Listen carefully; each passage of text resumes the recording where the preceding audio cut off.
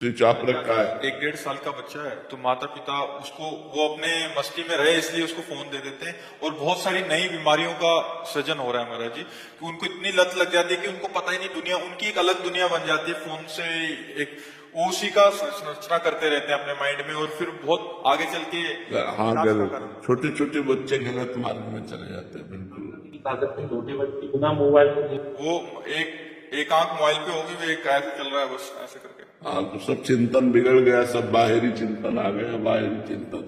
इसीलिए कह रहे हैं अभी तो भजन का करना थोड़ा सा, पता नहीं आगे और कौन सी सृष्टि हो जाए भजन। देखो माहौल बदलता जा रहा है ना। हमें लगता है 30-35 वर्ष ही पहले की बात है, गर्लफ्रेंड बॉयफ्रेंड नहीं था, लिव इन रिलेशन नहीं था।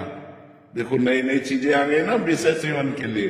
आगे पता नहीं और कौन सा ऐसा प्राविधान आ जाए जिसमें पशुता बढ़ जाए, मनुष्यता ही ना रहे, पशुता ही बढ़ जाए। कैसे भजन होगा? भजन और भोग एक साथ नहीं होते।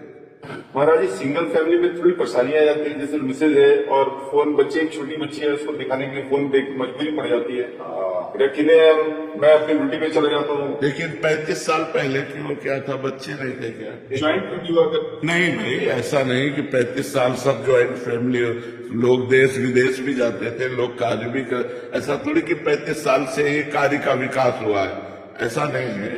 पहले भी था। तो धायमा रखी जाती थी।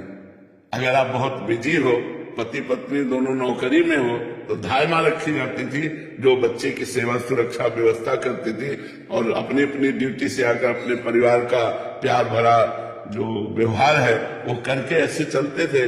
मोबाइल जरूरी थोड़ी, छोटे छोटे बच्चों को वो मोबाइल संस्कार उनका बिगाड़ देते हैं। अब देखो कौन बच्चा अपने माता पिता के पैर छूता है?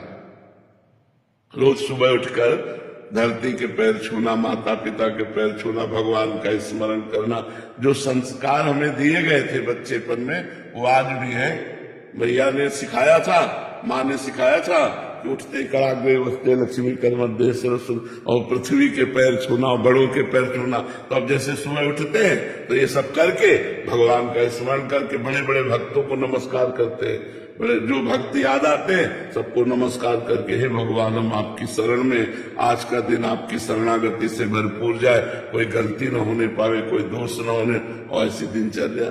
अब सुबह से मोबाइल में लगे हो, 9 बजे तक सो रहे हो, कोई भजन साधन नहीं, तो पशुता तो आएगी ही आएगी, मनुष्यता थोड़ी आएगी, पशुता ही आएगी। नौजवान बच्चे महाराज जी पूरी रात अभी बच्चे आते रहते हैं मिलते रहते हैं तो महाराज जी 8-8 घंटे लगातार रील्स में निकल जाते हैं, 4-4 5-5 घंटे और 2-2 से 3-3 4-4 इतना समय बर्बाद हो रहा।